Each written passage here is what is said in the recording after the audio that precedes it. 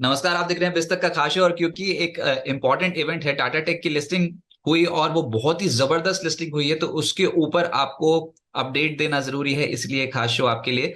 और टाटा टेक का जैसा अनुमान था उससे बेहतर लिस्टिंग हो गई। 140% प्रीमियम के साथ हुआ है लिस्ट। 1200 रुपए पर लिस्टिंग हुई है एनएससी पर। और ये बहुत ही धमाकेदार लिस्टिंग है। मेरे साथ सनी अग्रवाल जी इसमें जुड़े हैं, एसबीआई सिक्योरिटीज। सनी जी नमस्कार, स्वागत है। और जब ये आईपीओ आया था तब भी हमने कहा था क्रेज बहुत ज्यादा है, आपने बहुत मदद की व्यूअर्स की, और आपने बोला था कि लिस्टिंग बहुत ही शानदार देखने को मिलेगी, और बिल्कुल वही हुआ। लिस्टिंग धमाकेदार देखने को मिली है। कितनी एक्सपेक्टेशन थी सर? और ये जो लिस्टिंग हुई है ये उससे क्या बेहतर हुई है, या फिर अभी आपको और उम्मीद है शेयर यहाँ से और चढ़ सकता है? गुड मॉर्निंग रजत जी। पहले तो मैं सभी शेयर होल्डर्स को बधाई देना चाहूंगा जिन्हें टाटा टेक्नोलॉजीज में अलॉटमेंट मिली है। एक one of the best listing मुझे लगता है कि हुई है। 500 के सामने आई थिंक अभी जो करंट मार्केट प्राइस है 1300 1350 चल रहा है, अगर मेरी अंडरस्टैंडिंग राइट है तो इससे अच्छी और बेहतरीन लिस्टिंग हो नहीं सकती है। दिवाली लगता है कि नेक्स्ट ईयर की दिवाली भी इसी यही साल आ चुकी है इन्वेस्टर्स के लिए। काफी बेहतरीन लिस्टिंग हुई और मेरा तो ये अनुमान था कि इसका लिस्टिंग 800 900 के आसपास होगा और उसके सामने 1200 1300 की लिस्टिंग, मतलब जो अनुमान है उससे भी और 50% ऊपर की लिस्टिंग हुई है, तो काफी बेहतरीन लिस्टिंग हुई है।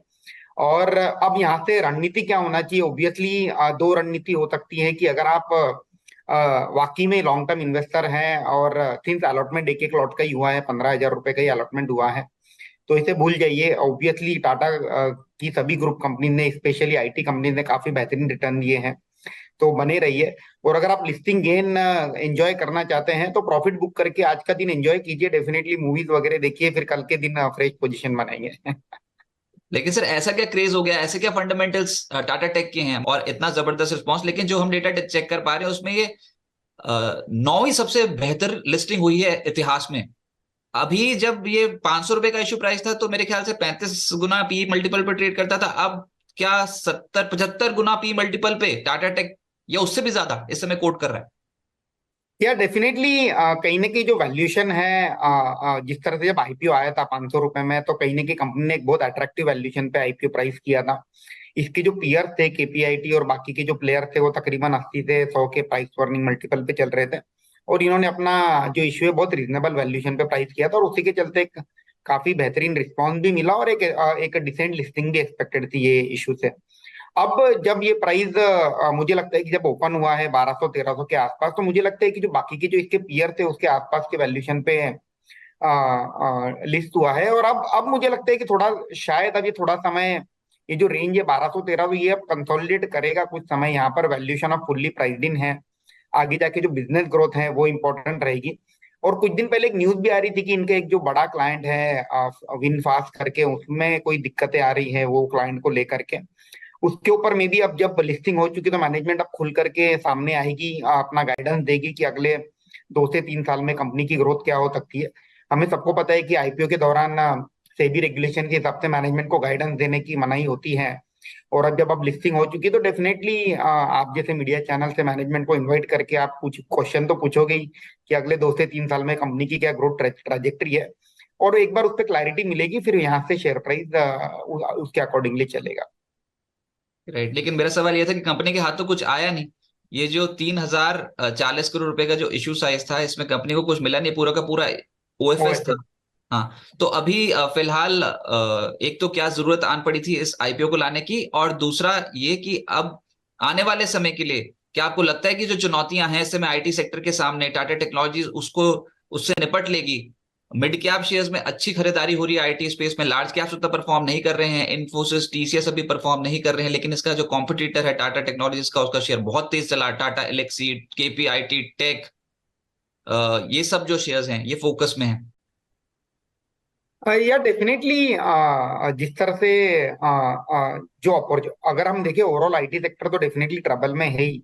बट हम जो टाटा टेक्नोलॉजीज का जो सेक्टर है, ER&D हम जिसे कहते हैं, वो सेक्टर में एक अच्छी खासी ग्रोथ ग्लोबल लेवल पर देखी जा रही है। जिस तरह से हमने आईपीओ के दौरान भी कहा था कि जो ग्लोबल इंडस्ट्री है उसकी साइज है तकरीबन 1.8 ट्रिलियन डॉलर, 1.8 बिलियन डॉलर की, और उसमें से 1.8 ट्रिलियन डॉलर की, और उसमें से जो इंडियन कंपनीज है, ER&D कंपनीज हैं, उनके लिए अभी सिर्फ अपॉर्चुनिटी 25 बिलियन डॉलर की ही है एज ऑफ नाउ।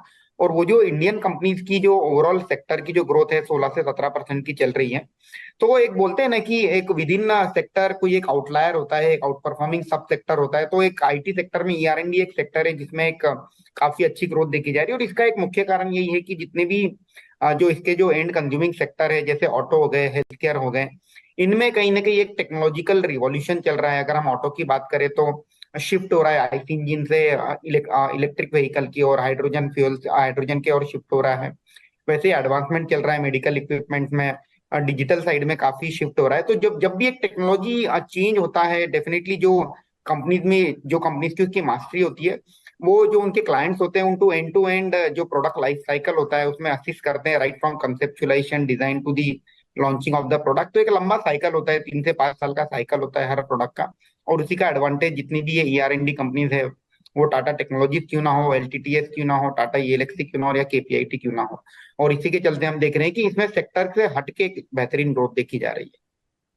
तो बस अब आपका मैसेज क्या होगा, ये जो जिनको भी अलॉट हुआ और 500 रुपए पे अब चल रहा है 1300 रुपए के ऊपर, फेयर वैल्यू क्या आंकते हैं आप, और क्या लिस्टिंग गेन्स अप्लाई कर ले लेने चाहिए? 165% तो हो चुका ना, तो लिस्टिंग गेन्स क्या ले लेने चाहिए या फिर अभी इसको पोर्टफोलियो में रखे रहना? नहीं, बेसिकली मैं अगेन मेरी जो राय है मैं दो तरह से देना चाहूंगा, क्योंकि इन्वेस्टर अलग अलग टाइप के होते हैं। एक एक होते हैं कि जिनके पास कैपिटल बहुत कम होता है और उन्होंने फर्स्ट टाइम वो लोगों ने मार्केट में एंट्री की है आईपीओ की एक्साइटमेंट को देख करके। आईपीओ लगा, आईपीओ में काफी अच्छी लिस्टिंग गेन मिली, तो ऑब्वियसली एक जो खुशी होती है प्रॉफिट रियलाइज करने की, वो जो नए इन्वेस्टर है मार्केट में उन्होंने लेनी चाहिए। क्योंकि जब आप प्रॉफिट बुक करोगे तब आपको एक कॉन्फिडेंस आएगा एक नया ट्रेड लेने का भी। और अगर आप पुराने सीजन इन्वेस्टर हो, आपका पोर्टफोलियो काफी बड़ा है, आपको एक लॉट लगा होगा टाटा टेक्नोलॉजीज का 15,000 रुपए का, उसका वैल्यू अब हो गया मे बी 35,000 40,000 रुपीज हो गया। तो आपके लाइफ में 30, अगर आपका पोर्टफोलियो 10-20 लाख का है, 50 लाख का है, उसमें 30-40 हजार रुपए से आपका कोई बहुत बड़ा लाइफ चेंज नहीं हो जाएगा। तो लॉन्ग टर्म में बने रहिए, डेफिनेटली एक वैल्यूएशन फेयर हो गया एट करंट जंक्चर। बट अगर मैं 3 साल का पर्सपेक्टिव लूँ तो डेफिनेटली कंपनी में ग्रोथ काफी अच्छी है।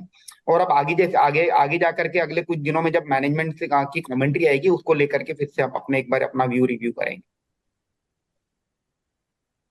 बहुत शुक्रिया सर आपका हमारे साथ जुड़ने के लिए। बिस्तक आपके लिए लाया है प्रीमियम मेंबरशिप प्रोग्राम, जहां आपको मिलेंगे कई सारे फायदे, जिनमें मार्केट न्यूज़लेटर, लाइव चैट पर आपके सवालों के सबसे पहले जवाब, मार्केट आउटलुक, वीकेंड पर मार्केट स्कैन, एंकर्स के साथ चैट और भी बहुत कुछ। इस प्रीमियम सब्सक्रिप्शन में 3 तरह के प्लान्स हैं, सिल्वर, गोल्ड और प्लैटिनम, जिनकी शुरुआत मात्र 159 रुपए महीने से होती है।